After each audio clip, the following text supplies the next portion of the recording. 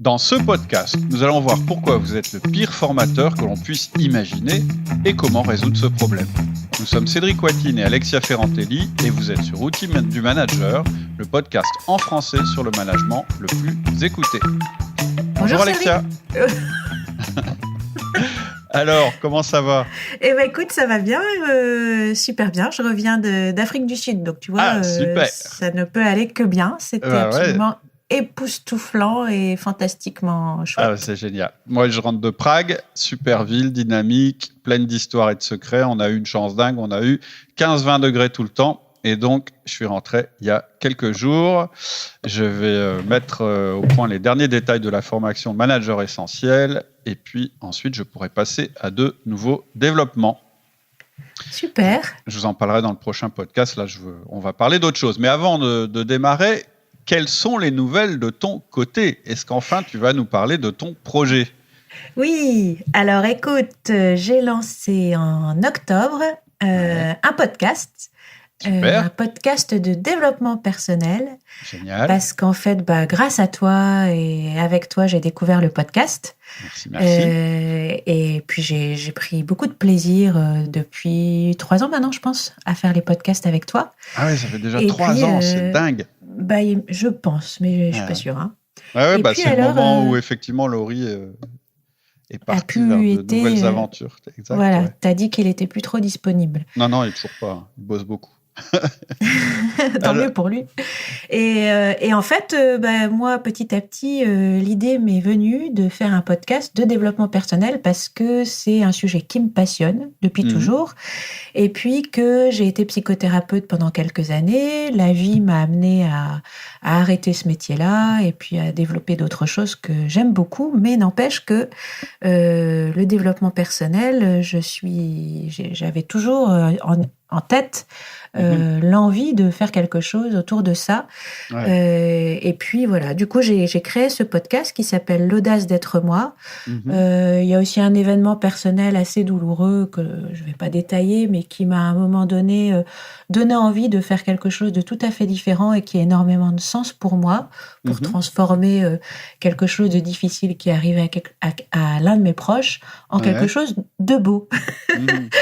Et du coup voilà, tout ça m'a donné beaucoup de courage pour créer ce podcast parce que j'ai dû dépasser pas mal de peurs et tout ça, mais maintenant je suis absolument ravie de faire ça.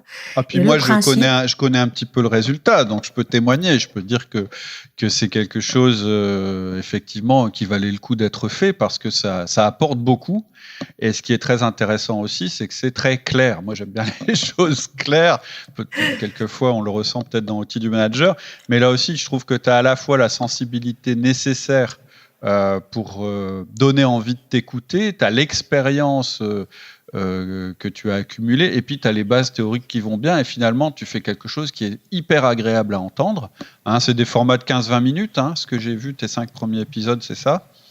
Et puis, voilà, c'est activable. Moi, c'est ça qui m'intéresse. C'est OK, mais à la fin, ça m'a intéressé. Mais je fais quoi maintenant? Et à chaque fois, tu donnes des clés, justement, pour qu'on évolue. Et si je peux te demander, ta cible privilégiée, en fait, si tu en as une, c'est qui? Alors, en tout cas, merci pour tout ce que tu as dit. Écoute, ça s'appelle L'audace d'être moi. Et en fait, c'est un petit peu les gens qui sont à un moment de leur vie où ils sentent qu'ils ont envie de changer quelque chose dans leur vie.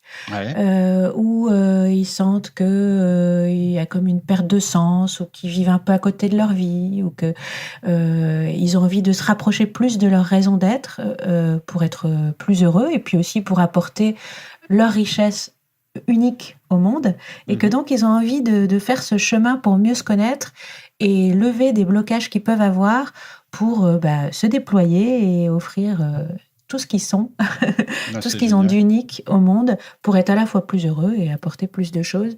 Alors en effet, ce que j'essaie de faire, c'est que ce soit ni trop perché, ni trop simpliste non plus, Ouais. Je parle de façon en effet assez directe, comme à un ami, mais de façon non une façon qui n'est pas simpliste non plus. Enfin, en tout cas, j'essaye. Et en effet, à chaque fois, j'aborde un concept et à chaque fin d'épisode, il y a un petit outil que je propose à mettre en œuvre pour vraiment s'approprier la notion, pour qu'elle puisse être vraiment utile dans la vie des auditeurs. Voilà mon projet. Ah ouais. Et puis, t'embêtes pas le monde avec la théorie, mais par contre, moi, on sait tous que derrière, il y a quelque chose qui tient la route, quoi, très, très clairement. Et puis, moi, je crois aussi beaucoup à ce que tu dis, c'est-à-dire que la seule manière d'intégrer justement ce genre de choses, c'est de les mettre en application, qu'il y ait un passage à l'action après avoir écouté, quoi. Ouais, tout à fait. Ok, donc comment on fait pour te retrouver ? Alors donc, il y a plusieurs façons. Ouais. Vous pouvez taper sur l'application de podcast de votre téléphone, vous pouvez taper l'audace d'être moi, et puis là, vous vous abonnez. Donc ça, c'est l'idéal. Et puis pour le soutenir surtout, n'hésitez pas à mettre un commentaire 5 étoiles, ça fait toujours... ça donne plus de visibilité. Après, j'ai aussi un site. Donc là, faut écrire pour le coup l'audace d'être moi, tout collé, sans apostrophe, sans espace ni rien, et vous accédez au site. Et puis, on peut aussi s'abonner sur YouTube et aussi sur SoundCloud. D'accord. Et prochainement, on pourra aussi s'abonner sur Spotify. D'accord, ok. Voilà. Ça marche. Écoute, bonne chance pour ça. Je suis sûr que ça va cartonner. Et je suis sûr que dans les gens qui nous écoutent, il y a des gens qui vont aller t'écouter. Et puis après, ils formeront leur jugement. Oui, tout à fait. Alors, merci Cédric. Je t'en prie. Pour en revenir à nos moutons, donc aujourd'hui, je voudrais vous parler de formation pour vos collaborateurs et vous dire que vous ne devez pas former vos collaborateurs. Ah. Ouais. C'est bizarre ça. Oui. Et tu peux en dire un peu plus ? Oui, en fait. Parce que il me semble qu'en plus dans le podcast qui s'appelait Ne recrutez pas, tu nous disais que la formation c'était hyper important. Oui, alors la formation c'est hyper important. Ce que je veux dire en fait, c'est que ça n'est pas à vous en tant que manager de former vos collaborateurs. Et je dirais même plus loin. Je dirais qu'en tant que manager, vous êtes le pire formateur qu'on puisse imaginer. En fait, le problème quand on est manager, par exemple, c'est qu'on manque de temps. C'est dont se plaignent la plupart des managers. On a déjà dit, j'ai fait des sondages là-dessus auprès de 350 managers au moins, je ne sais plus le chiffre. Et le truc qui revient en premier, c'est le manque de temps. Mais en même temps, on doit aussi faire en sorte que nos équipes se développent et soient capables de remporter des challenges qui vont se présenter à elles. Et donc, on voit ça comme un paradoxe qu'on essaye de résoudre en permanence. On manque de temps, on doit former nos collaborateurs, mais si on les forme, on manque de temps, etc., etc. Ça, c'est le premier paradoxe. D'accord. Et aussi, je vois souvent dans les attributions, les missions du manager de devoir former ses collaborateurs. Donc, c'est étonnant ça. Oui, alors du coup, en fait, quand on voit ça, on se dit, j'ai déjà la casquette de contributeur individuel, j'ai aussi celle de manager, et maintenant, je suis en plus censé être formateur. Parce que moi, j'ai jamais cru au mythe du management absolu, c'est-à-dire qu'on ne devient plus qu'un manager, on n'a plus aucune contribution individuelle à faire, on a au moins 2 casquettes. Donc, si en plus, on se met la casquette du formateur, on en prend une 3e.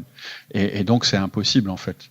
Si on part de ce principe-là, c'est sûr, on va dans le mur.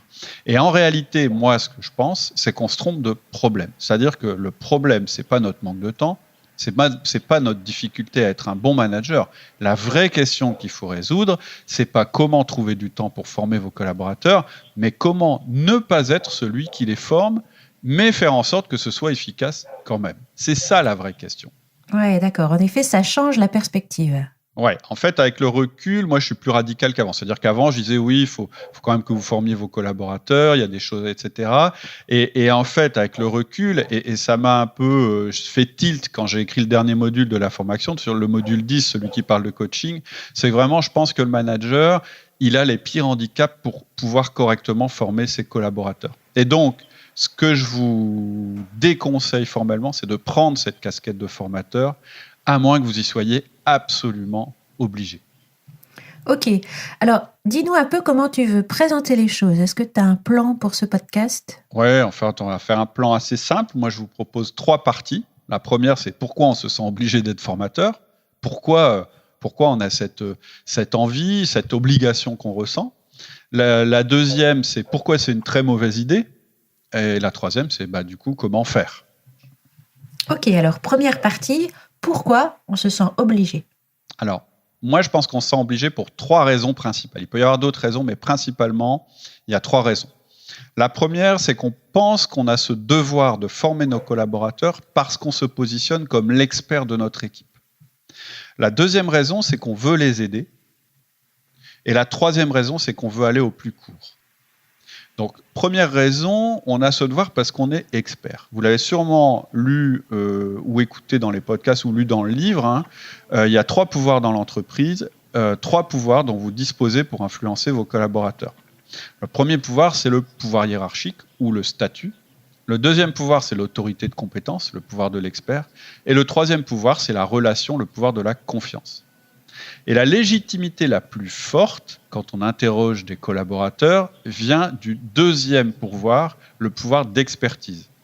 C'est-à-dire que l'autorité, naturellement, je mets des guillemets à naturellement parce que je ne parle pas de la nature, mais je dirais la plus simplement et la plus facilement acceptée, c'est celle de compétence. C'est-à-dire qu'à chaque fois qu'on interroge des gens, à chaque fois qu'on leur demande pour vous, qui a la légitimité de vous diriger, qui mérite votre respect, en général, on nous dit c'est celui qui sait le mieux faire. C'est la première raison pour laquelle ce pouvoir il est très fortement renforcé. C'est aussi renforcé par la logique de promotion dans beaucoup d'organisations. En fait, très souvent, le meilleur technicien, il devient le chef des techniciens. Le meilleur vendeur, il devient directeur commercial. Et d'ailleurs, ce qui vous pousse à vouloir former vous-même vos collaborateurs, c'est bien ça. C'est-à-dire que vous estimez que vous devriez les former puisque vous êtes le meilleur. Vous tirez votre pouvoir de cette meilleure expertise et donc la logique, c'est aussi de leur en faire bénéficier. Et puis, c'est aussi ce qui vous a réussi jusque maintenant. C'est cette autorité de compétence. C'est celle qui vous a permis d'accéder au poste de manager. Et naturellement, c'est pour ça que je dis que c'est naturel, vous allez continuer à vouloir jouer sur ce pouvoir pour asseoir votre autorité, etc. Et en plus, c'est ce qui marche le mieux. Je suis celui qui sait. Donc, comme je suis celui qui sait, je dois être aussi celui qui enseigne. Et là, je ne vais pas aller plus loin, mais on va voir que c'est très embêtant. On va voir pourquoi juste après. Mais voilà, la première raison qui nous pousse à vouloir former nos collaborateurs, inconsciemment ou pas, c'est qu'on estime qu'on est le meilleur expert et que faire appel à un autre expert, ça voudrait dire qu'on est remis en cause. C'est-à-dire que si quelqu'un de l'extérieur peut mieux former mes collaborateurs que moi, du coup, de quoi je tire ma légitimité ? On le sait, nous, on va tirer notre légitimité du troisième pouvoir qui est celui de la relation. Mais voilà, première raison, on va toujours avoir tendance à vouloir former nos collaborateurs parce qu'on estime qu'on est l'expert. D'accord. Et puis souvent, ça part d'une bonne intention. Oui, c'est ce que je disais, en fait. C'est le troisième point que je soulevais, c'est qu'en fait, on veut aider. Mais, comme chacun le sait, l'enfer est pavé de bonnes intentions. Et vous appuyez sur cette autorité de compétence, ça va vous mener directement en enfer. Mais voilà, en vous présentant comme formateur, vous vous dites, ça va renforcer ma légitimité.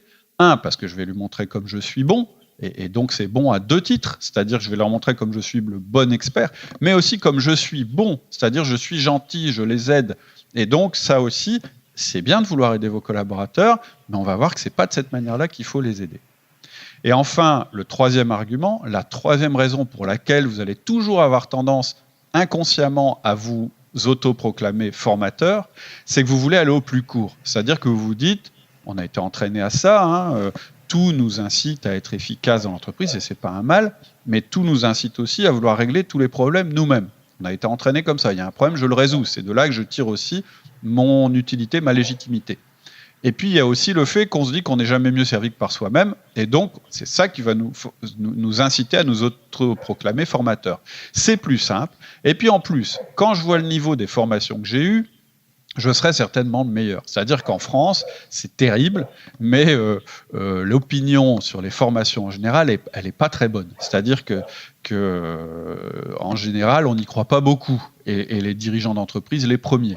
Et puis en plus, on est dans un système de formation subventionnée. C'est-à-dire que moi, je suis formateur, donc je vois très bien que les gens qui prennent des formations, que ce soit en ligne ou qui me demandent d'intervenir dans leur entreprise, en général, ils veulent absolument que cette formation soit prise en charge par le gouvernement, et c'est pas de leur faute, c'est le système qui est comme ça.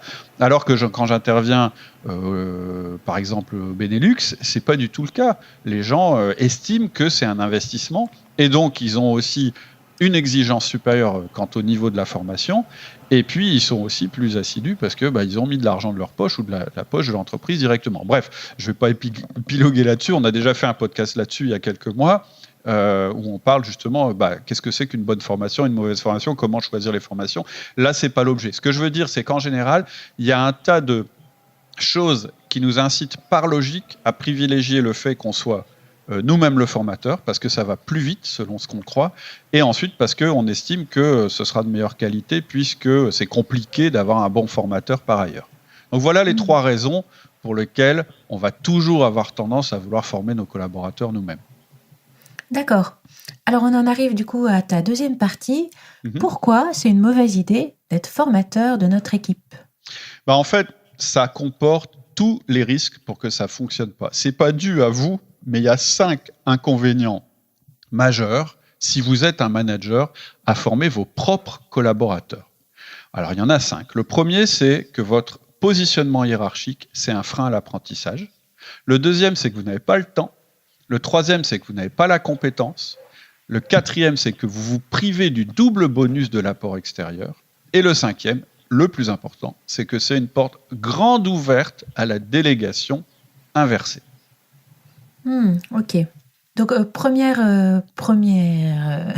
argument pour ne pas être le formateur, le positionnement hiérarchique. Oui, parce qu'en fait, que vous le vouliez ou non, je vous ai dit, il y a 3 pouvoirs dans l'entreprise. Le premier, c'est le pouvoir hiérarchique. C'est celui qui vous est conféré par l'entreprise. C'est celui qui dit « tu es dépendant de moi ». C'est celui qui dit « si je veux, je peux te sanctionner ou te récompenser ». C'est celui qui dit « si tu fais pas comme je te dis, je vais pouvoir te forcer à le faire quand même ». D'accord ? On en a déjà parlé dans d'autres podcasts, c'est pas le pouvoir qu'on va privilégier en tant que manager. Mais néanmoins, c'est quand même un pouvoir qui existe. Et même si vous essayez qu'il soit de l'utiliser le moins possible, c'est un peu comme la menace nucléaire, il est quand même présent et votre collaborateur en a une parfaite conscience. Et donc, vous avez beau dire que vous serez ouvert à la discussion, que vous aurez une autre casquette, mais non, mais là, je ne suis pas en train de te parler en tant que supérieur hiérarchique, je suis en train de te parler en tant que formateur, vous serez toujours tenté d'imposer plutôt que de convaincre. Or, une des grandes qualités d'un bon formateur, c'est sa capacité à convaincre et à mettre en action. C'est-à-dire que vous allez peut-être être capable de mettre en action vos collaborateurs par la force, mais un formateur, il n'aura pas ce recours. Donc, il va être obligé de passer par d'autres méthodes. Et votre collaborateur, si vous êtes son formateur, il ne va pas oser mettre en doute vos assertions, vos idées, etc. Et par ailleurs, dans un processus normal d'apprentissage en entreprise, la personne formée, elle est censée noter le formateur. Aujourd'hui, c'est dans tous les systèmes, et d'ailleurs c'est très bien, c'est le formateur qui juge s'il a eu une formation efficace ou non. Alors moi, je dis que c'est pas toujours un très bon moyen de mesurer l'efficacité, parce que si on a un super gars qui est super drôle et qui fait passer un beau moment à tout le monde, il va être super noté, mais il faut aussi mesurer les résultats de la formation. Et ça, c'est une autre paire de manches. Mais bref, en tout cas, ça voudrait dire que votre collaborateur serait censé vous noter en tant que formateur. Et moi, je pense que ce n'est pas intelligent de demander à votre collaborateur de vous évaluer. Je pense que c'est une mauvaise idée. On pourrait reparler du 360 degrés, etc. Ce n'est pas le lieu. Mais voilà, le premier argument, c'est que votre positionnement hiérarchique est un frein à votre capacité à former vos collaborateurs. On va voir qu'il peut être utile pour d'autres choses, mais en tout cas pas pour former vos collaborateurs vous-même. Ok. Ton deuxième argument, c'était vous n'avez pas le temps. Bah oui, votre problème, c'est le temps. On vient de le dire. Et puis, je suis sûr que quand je dis ça, 90% des gens qui nous écoutent hochent la tête. Vous êtes manager. Donc, si vous ajoutez à votre emploi du temps un poste de formateur, vous allez encore alourdir votre temps de travail. Donc, vous allez vous énerver. Donc, vous allez vous stresser. Donc, vous allez mal expliquer les choses. Donc, vous allez faire appel à votre positionnement hiérarchique pour les imposer. En fait, c'est le premier argument par rapport au temps. En fait, à chaque fois que vous tombez dans la case ressources, vous devez vous méfier. Clairement, vous ne devez pas être une ressource pour vos collaborateurs. Je vais le dire une deuxième fois, vous ne devez pas être une ressource pour vos collaborateurs. C'est pour ça que parfois le discours qu'on entend sur le fait d'être à disposition de son équipe, moi, il me gêne. C'est la meilleure recette pour se perdre. Vous n'êtes pas une ressource pour vos collaborateurs, vous êtes une ressource pour votre chef. Vous ne devez jamais perdre ça de vue. Vous êtes une ressource pour la personne qui vous dirige, pas pour les gens que vous dirigez. C'est important. Donc, vous croyez que ça va plus vite et que c'est moins coûteux de faire les formations vous-même, mais en fait, vous générez un surcoût, celui de votre indisponibilité pour votre entreprise. Oui, vous devez intervenir dans le processus de formation de vos collaborateurs, et je vais en parler, je vous dirai comment, mais pas de cette manière. Si vous y intervenez en tant que ressource, vous générez un coût supplémentaire. Et puis, on va voir dans le dernier point des raisons pour lesquelles il ne faut pas être formateur, que ça a un coût qui est caché, celui de la délégation inversée. Troisième argument, vous n'avez pas la compétence. Bah oui, vous n'avez probablement pas appris à former les gens. Et ça, ce n'est pas une compétence innée. C'est comme le management, ça s'apprend. Donc, vous allez être moins bon qu'un bon formateur. Et en plus, vous avez, je l'ai déjà dit, le handicap d'être le supérieur hiérarchique de votre collaborateur. En fait, un bon formateur... déjà, il a la compétence qu'il apporte, il a les méthodes pédagogiques, et dans les méthodes pédagogiques, il a l'obligation de s'adapter à son auditoire. Et donc, vous ne devez pas apprendre à vos collaborateurs, en tout cas, vous ne devez pas demander à vos collaborateurs d'apprendre comme vous auriez appris, ni même de faire comme vous. Vous êtes des personnes différentes, on en a parlé souvent, vous n'avez pas, par exemple, le même profil DISC, et donc, vous n'avez pas le même niveau d'expertise, vous n'avez pas la même manière de résoudre les problèmes ou même d'apprendre. Donc, c'est pour ça que je dis que vous n'avez à la fois pas la pédagogie et en plus, vous n'avez pas forcément la capacité de vous adapter. Parce que votre processus d'apprentissage à vous, il risque de conditionner la manière dont vous allez vouloir apprendre les choses aux autres. Puisque ça a réussi pour moi, puisque cette manière d'apprendre m'a réussi, ça va forcément convenir à mes collaborateurs. Or, n'importe quel formateur sait que ce n'est pas le cas. D'accord. Quatrième argument, vous vous privez du double bonus d'un apport extérieur. Oui. Alors, c'est quoi le double bonus ? Premier bonus, c'est quand quelqu'un vient de l'extérieur, il apporte toujours quelque chose de l'extérieur. Et donc, ça encourage l'évolution des techniques et des manières de faire dans votre entreprise. Alors que quand vous vous positionnez en tant que formateur, vous ne pourrez transmettre que la manière actuelle et traditionnelle de faire les choses. Donc, vous privez votre entreprise et vous privez votre équipe de la possibilité d'un apport extérieur. Vous vous privez de leur offrir un recul que vous-même n'avez plus. Vous vous privez d'un apport d'expérience qui peut provenir de l'extérieur. Ça, c'est le premier bonus. Clairement, un formateur, il vient aussi pour apporter des nouvelles techniques, pour innover. En fait, c'est quelqu'un qui est intervenu dans plein d'entreprises sur le sujet qui vous intéresse, et donc forcément, il va amener des choses que vous n'êtes pas capable d'amener parce que vous êtes à l'intérieur. Ça, c'est le premier bonus. Bon, il est assez évident, mais quand même, il est important. Il est extrêmement important. Quand vous payez un collaborateur, vous ne payez pas juste des heures passées. Vous payez un formateur. Un formateur, pardon. Il vous apporte un sang neuf, il vous apporte une nouvelle vision. Et donc, c'est un énorme bonus. Deuxième bonus, la voix du Messie. C'est ce que j'appelle la voix du Messie. Alors ça, c'est un truc, pour moi, qui est assez mystérieux. Enfin, à force, ça l'est moins, mais qui a toujours été mystérieux. J'ai remarqué que la voix de l'extérieur était toujours mieux entendue que la voix de l'intérieur. Ça ressemble à l'apport extérieur dont je parlais tout à l'heure, mais c'est pas tout à fait ça. Bizarrement, et je suis sûr que vous en avez tous fait l'expérience, vous êtes patron depuis 10 ans, vous répétez un truc inlassablement, ouais, il faut changer notre approche commerciale, machin. Vos collaborateurs vous écoutent, mais il ne se passe rien. Et puis tout d'un coup, il y a un mec qui vient de l'extérieur, qui dit exactement la même chose que vous, en tout cas c'est votre sentiment, et lui on l'écoute. Alors c'est un peu vexant, mais c'est comme ça. Et moi je l'ai constaté dans ma boîte, je me suis dit mais c'est quand même incroyable. Et je me souviens très bien de la première fois où Laurie est venu chez moi, parce que la première fois qu'il est venu dans ma boîte, il était formateur en ligne. Et donc la manière dont on s'est connus, c'est que je lui ai acheté une formation pour transformer les processus de mon entreprise. Et je lui ai expliqué voilà, moi, mes idées là-dessus, c'est ça, c'est ça, c'est ça. Et il m'a dit, oui, c'est celle-là qu'on va mettre en avant, mais vous allez voir, il y a un truc marrant qui va se passer, c'est que moi, ils vont m'écouter. Et c'est ce qui s'est passé. Et ensuite, quand on est intervenu en entreprise ensemble, et encore quand j'interviens aujourd'hui, en général, et je dis même toujours, quand j'interviens dans une entreprise, c'est pour porter le message de la direction. Jamais, quand j'interviens dans une entreprise, je vais porter un message contraire à celui de la direction. Et je vais être beaucoup plus écouté que la direction. Et donc, parfois, et même quasiment à chaque fois, il est bien plus efficace de faire passer ces messages par l'extérieur. Donc, ne vous privez pas de ce bonus. Vous allez voir que même, vous allez avoir des collaborateurs qui vont venir vous enguirlander en vous disant mais on le dit depuis le début qu'il faut faire ça. Alors que vous avez l'impression que c'est vous qui le dites. Mais le fait que ce soit une voix de l'extérieur, ça rend les choses plus crédibles. Alors, il y a plein d'explications à ce phénomène. C'est aussi parce que, puisque lui, même de l'extérieur, il dit la même chose, c'est que ça doit être vrai. Puisque lui, il a une légitimité de formateur, c'est que ça doit être vrai. Puisque lui, il n'a pas d'intérêt, je dirais, financier ou machin ou bidule pour que ce soit vrai, donc c'est vraiment la voie de la vérité. Il y a on peut imaginer plein de raisons. Mais à la limite, on s'en fout des raisons.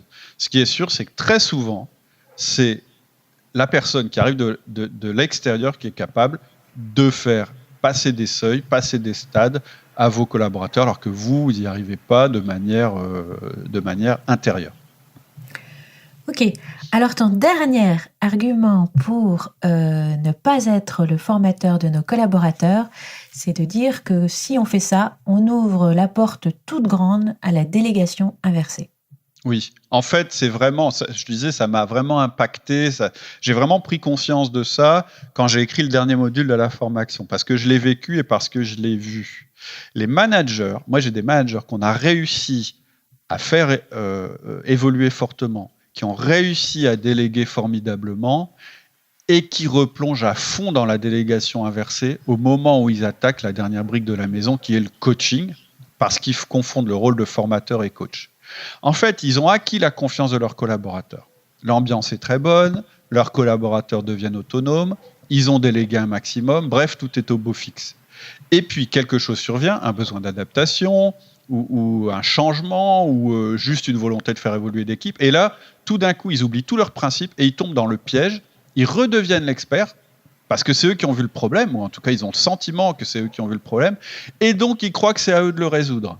Et donc, pour le résoudre, ils se disent, soit je vais le résoudre moi-même, ce qui est le pire de la délégation inversée, ou soit je vais former mes collaborateurs pour l'expliquer comment ils doivent faire pour résoudre ce problème. Et ça, c'est très dangereux. D'abord, parce que ça les empêche de devenir meilleurs que vous. Je ne vais pas revenir sur tous les inconvénients du pouvoir de l'autorité de compétence. Quand on se fonde sur l'autorité de compétence, on empêche nos collaborateurs d'être meilleurs que nous. Parce que s'ils sont meilleurs que nous, du coup, c'est qu'eux deviennent notre chef. Vous voyez le sujet. Ensuite, vous prenez le risque de devenir une ressource permanente. Un formateur, c'est pas pareil. Un formateur, il vient de l'extérieur, il forme les gens, puis ensuite, il disparaît. Et comme il a disparu, c'est à ce moment-là qu'on va utiliser ce qu'il nous a appris. Après, on va voir que ça suffit pas. Il faut aussi s'assurer que les gens l'utilisent. Et là, c'est votre rôle. Mais bref, le formateur, lui, c'est une ressource temporaire. Ça veut dire que le formateur, il est là pour leur apprendre quelque chose, et une fois qu'il a terminé, il s'en va et on ne le voit plus. Et donc, c'est au collaborateur d'utiliser au mieux les ressources qu'il vient d'avoir. Mais vous êtes, le risque, c'est que vous soyez une ressource permanente. Vous êtes là tout le temps. Donc, vous n'arriverez jamais à clôturer la formation. Pourquoi ? Parce qu'en permanence, vos collaborateurs auront accès à vous et ils pourront se dire « Ah oui, mais je ne suis pas encore assez bon là-dessus. Ah oui, mais j'ai encore une question à poser, etc. » C'est-à-dire que cette interdépendance, ça risque de générer de la délégation inversée. Et c'est mon troisième point, c'est qu'à chaque fois qu'il va y avoir un problème, on va se tourner vers vous. Forcément, vous êtes l'expert, c'est vous qui avez formé les gens, et donc vous n'arriverez plus à déléguer. En fait, la délégation inversée, c'est simple, c'est quand on inverse, c'est pour ça que ça s'appelle comme ça, la logique de délégation. La délégation inversée, c'est quand on devient une ressource pour nos collaborateurs. Alors qu'en réalité, c'est eux qui sont votre ressource. Et en fait, quand vous faites ça, au passage, vous leur volez leur créativité, leur autonomie. Et donc, quand vous faites ça, toute la confiance que vous avez mis tout ce temps à établir, elle sert à l'envers.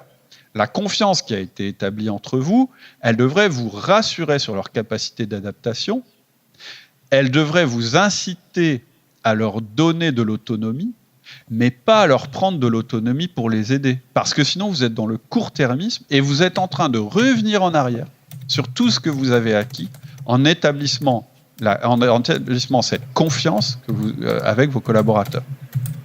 D'accord. Super. C'est pour ça que c'est le point le plus grave de ceux que je vous ai cités. Oui, c'est très clair. Alors, du coup, on arrive à ta troisième partie. Mais comment on fait, du coup ? On prend un formateur extérieur et puis c'est tout ? Bah non, parce que c'est beaucoup plus compliqué. Déjà, il faut trouver un bon formateur, mais c'est pas de ça que je vais parler.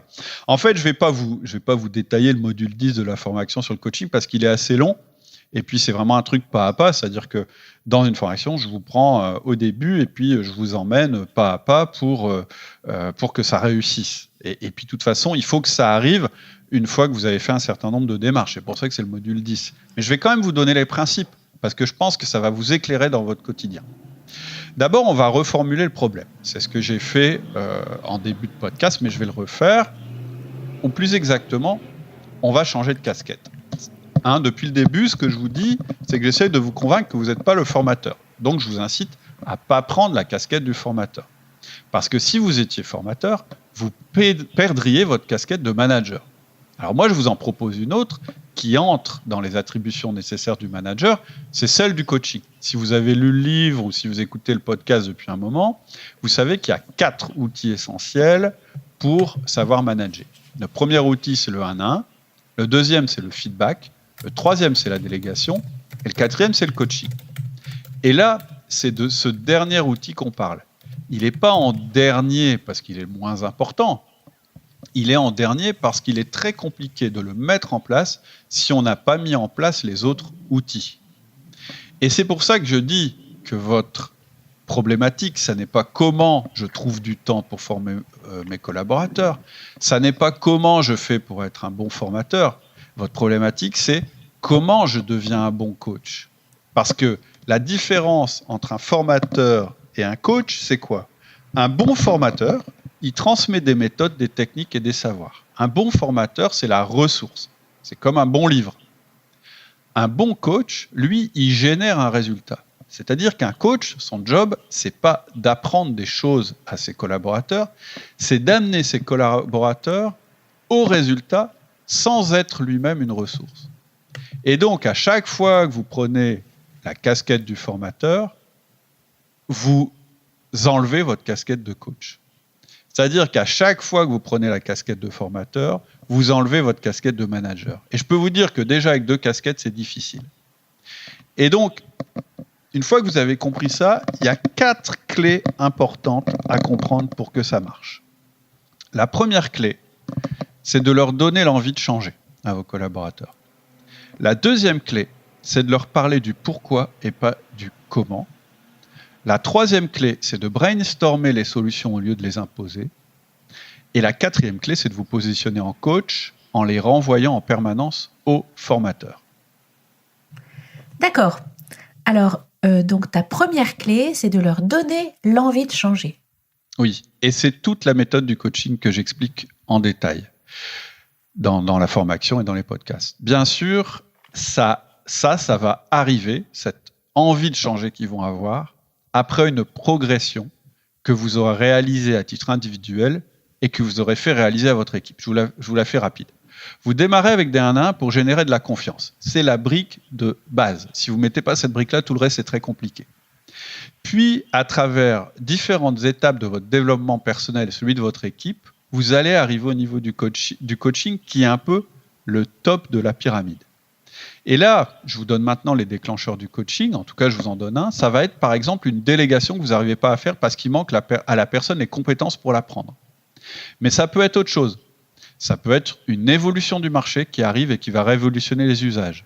Et c'est pour ça que je vous conseille de créer votre équipe comme une machine adaptative à son environnement. Et en général, c'est ça le problème. C'est qu'on n'arrive pas à faire le trajet entre la génération de la confiance et le coaching. On n'arrive pas à accrocher les wagons. En fait, on a nos collaborateurs, on estime qu'on a mis en place la confiance, on essaye de les sensibiliser aux problèmes en espérant vaguement qu'ils vont s'adapter, mais en fait, le résultat qu'on obtient, c'est juste qu'on les stresse et qu'il ne se passe rien. ou bien il compte sur nous pour trouver la solution, et donc là on retombe dans le syndrome du manager formateur. Et donc le plus dur et le préalable, c'est de développer la confiance et l'autonomie de nos collaborateurs. Mais ensuite, la première clé, ce sera de susciter le besoin. Que ce désir d'évoluer, en fait, il vienne de leur part. Parfois, ça ne viendra jamais, il faudra l'imposer, mais le mieux, c'est quand ça vient de chez eux. Et d'ailleurs, souvent, en réalité, ils partagent votre analyse, mais ils ne se donnent pas le droit de réfléchir à une solution, ou bien ils sont perdus parce qu'ils ont une vision statique des choses. Une vision statique, c'est « je ne suis pas capable de m'adapter ». Moi, je suis comme ça, puis le marché, il est comme ça, donc ça ne marche pas. Et donc, c'est à vous de leur donner une vision dynamique. En fait, on n'est jamais figé. En fait, on est toujours capable de s'adapter au marché. Et donc, cette première phase que vous allez devoir leur faire passer, en fait, elle va être facile si vous avez mis en place le reste. Et ça va être beaucoup plus difficile si vous tapez dans le dur. En fait, c'est parce que vous aurez commencé par générer cette confiance, et surtout parce que vous aurez commencé à modifier leur comportement avec le feedback, que vous aurez généré une vision dynamique d'eux-mêmes. En fait, vous l'aurez montré, mais dans les faits, c'est-à-dire vous ne l'aurez pas dit, vous leur aurez montré qu'ils sont capables de changer. En fait, ils sont capables de changer puisqu'ils ont déjà changé. C'est pour ça que je dis que c'est très difficile de faire du coaching si on n'a pas d'abord fait du feedback. Et c'est très difficile de faire du feedback, vous le savez, si on n'a pas d'abord développé la confiance par le 1 à 1. Mais une fois que vous avez commencé à faire des feedbacks, une fois qu'ils ont senti qu'ils étaient capables d'évoluer, ça va être beaucoup plus simple de leur dire de susciter cette volonté de changement chez eux. Mais ça ne suffit pas. Il faut aussi avoir généré de l'autonomie. Et c'est ça, quand je parle de délégation automatique, la partie sur l'autonomie, je montre que c'est à travers votre attitude à vous, manager, et quelques outils simples que vous allez mettre en place, que vous allez développer l'autonomie. Vous allez à la fois refuser de trouver les solutions à leur place et mesurer leur capacité à être autonome. Et en faisant ça, plus le feedback, en fait, vous leur aurez fait sentir qu'ils sont capables de changer. Et donc, vous les aurez rendus capables de sentir ce qui leur manque pour avancer et s'adapter. C'est ça la première clé. Elle est la plus compliquée.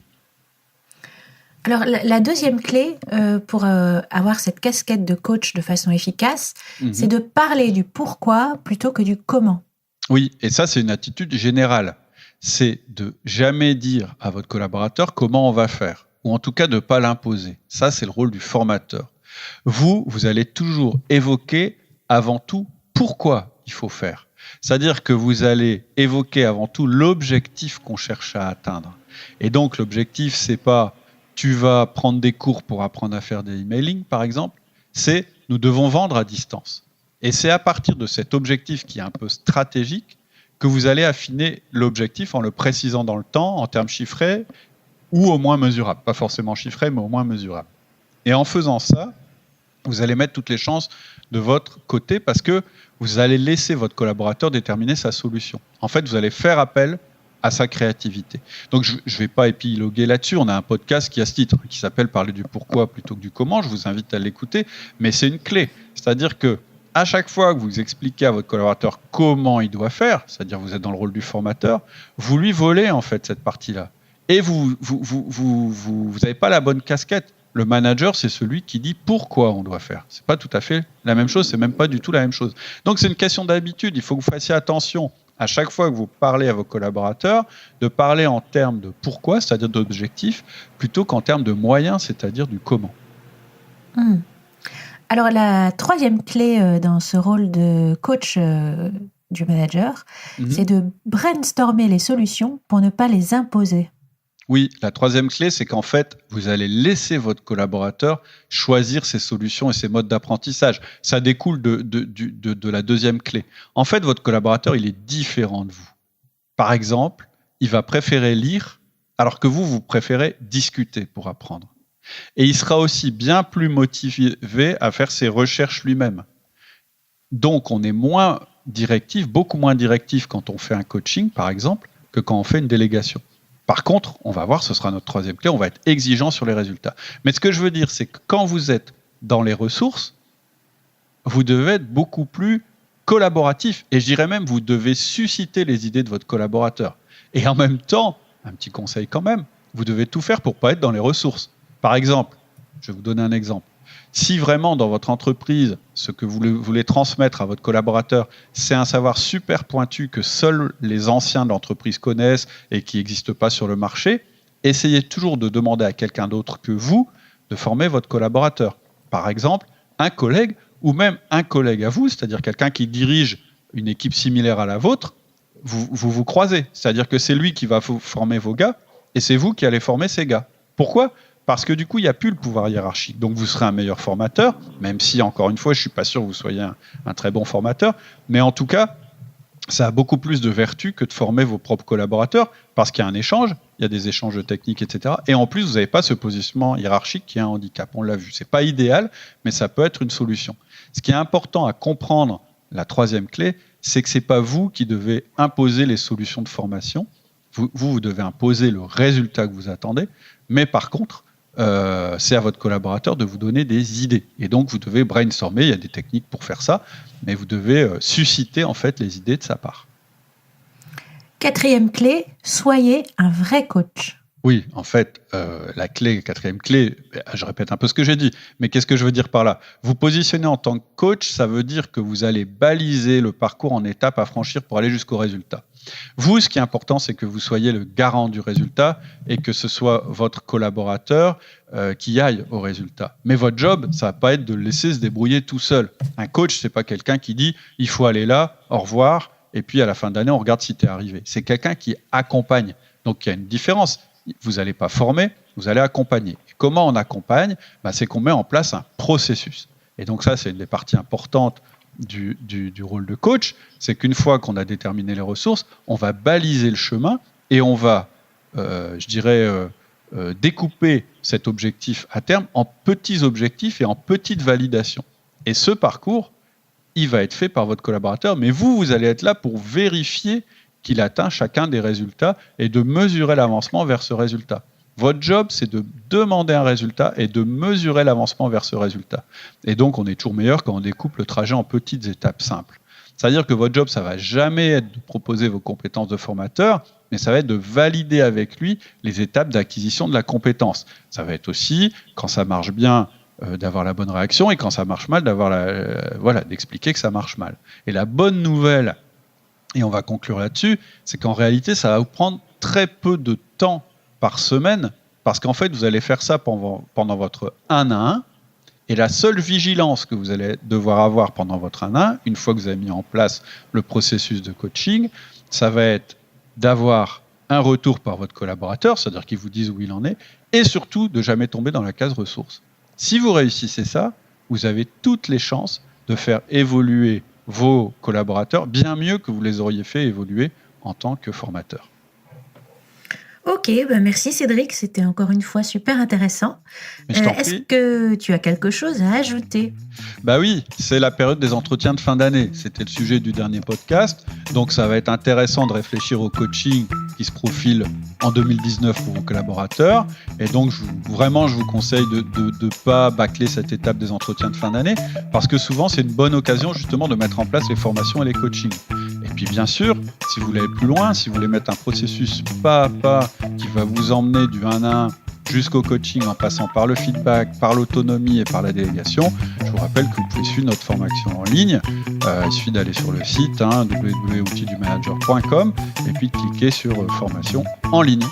Voilà. Et puis dernière chose évidemment, comme tu le disais pour ton podcast à toi, vous pouvez aussi aller sur le podcast Outils du Manager et nous mettre des étoiles si ça vous a plu, nous laisser des commentaires, c'est toujours sympa et agréable et en plus ça nous fait remonter dans les rankings et donc vous allez avoir d'autant plus de chances d'avoir de nouveaux podcasts, etc. Et puis, dernière chose, pour recevoir gratuitement le résumé de ce podcast, inscrivez-vous à ma liste d'emails privés. Une des bonnes manières, c'est d'aller simplement sur le site www.outils du manager, de vous connecter en laissant votre adresse mail et donc très régulièrement, vous recevrez des emails dont le contenu écrit que vous avez dans les podcasts. Voilà. Ok, et sinon, je te remercie. Je te souhaite une très très grande réussite dans ton podcast. À toi. Merci beaucoup Cédric. À bientôt. Et à la semaine prochaine. Ouais, très bonne journée à tous. Au revoir. Au revoir.